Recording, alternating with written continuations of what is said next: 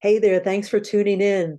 Today, I wanted to just take a few minutes to share with you a model that I've been working on and that we're going to be using over the next couple months as part of our theme to inform our themes for the Turning Points leadership community. So, those folks who work with me as a coach, as a leadership coach, and in fact, people that don't work with me as a leadership coach, all start somewhere in their leadership journey and develop to something else.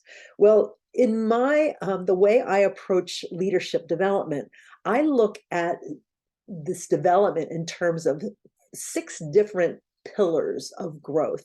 And so I'd like to share those to you. And I'd also like to get your reaction on what resonates with you. So let me show you my screen. And again, like I said, this is just a real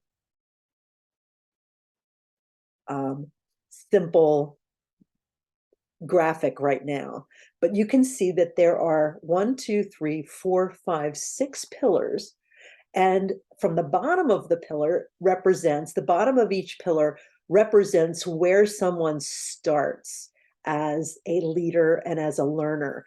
So we all start at a place, if we go from left to right, at a place where we're not really aware of what it is that we're doing or why we're doing it as a leader, but we're doing it naturally.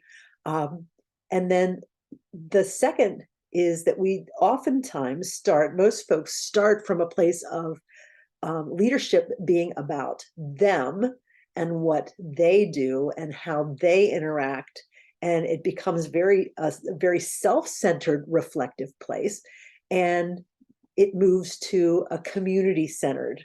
So the third one is episodic learning, which you start from a place of just learning as you go in bits and spurts. Maybe you take a course here, maybe you do some coaching there, maybe you take a seminar there, and you've got these episodes and these periods of learning.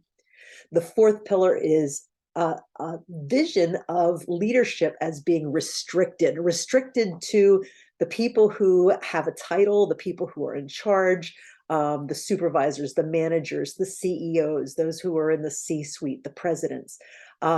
So that's restricted view of leadership.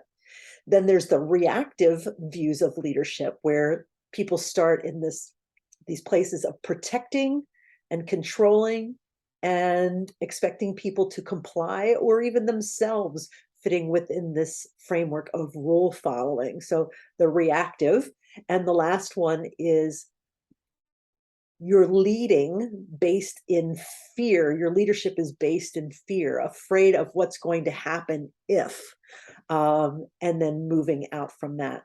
So at the bottom, these are all the starting points of each of these pillars.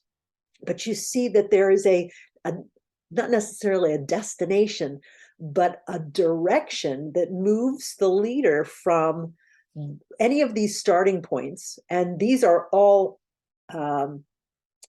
not linear. These are all integrated within the human being. And then moving from those starting points to someplace new. So theoretically, you could be here in terms of your awareness. You could be here in terms of your vision of community-centered. You could be way up here and be a lifelong learner. You could be more restricted in how you see leadership. You could be somewhere here or somewhere here. So you could be at different places along each of these continuums.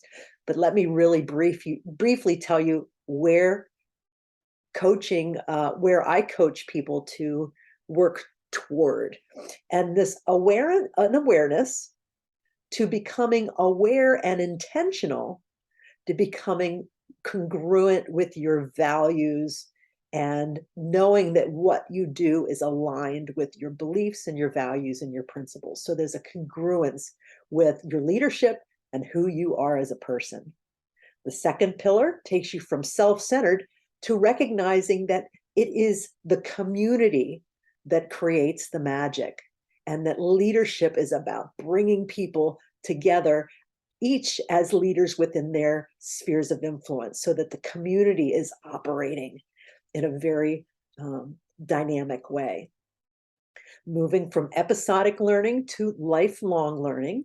So learning never stops, that you become a reflective learner. All the time you're thinking about what you're learning. Maybe you're not enrolled in a course, but you're always thinking, reading, consuming, having conversations with other thought leaders, um, and really committed to that lifelong learning where it's not episodic anymore, but it's lifelong.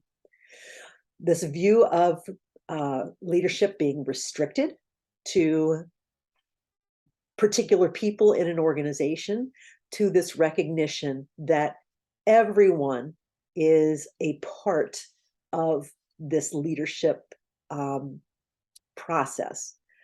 Perhaps you have different roles and responsibilities that are uh, hierarchical, but each person within the hierarchy has their responsibility with leadership. So that universality of leadership.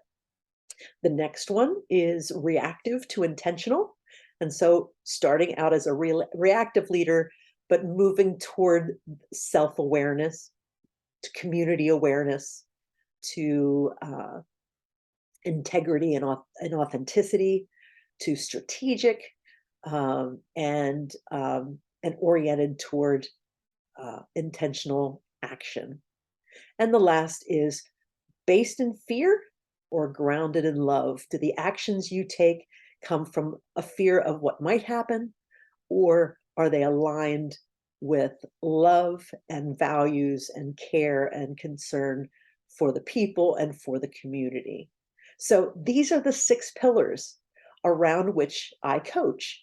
And I would really like to know, this went on a little longer than I expected, but I'd really love to know from you, which of those pillars resonate with you, perhaps where you see yourself or where you've seen yourself grow on any of those pillars. Let's get into a conversation here in the community about where you are, where you've been, where you aspire to be, and let's look at how we can support each other in that growing here in this community. So thank you for being part of it. I look forward to seeing you soon in the Turning Points leadership community. Take care and have a great day.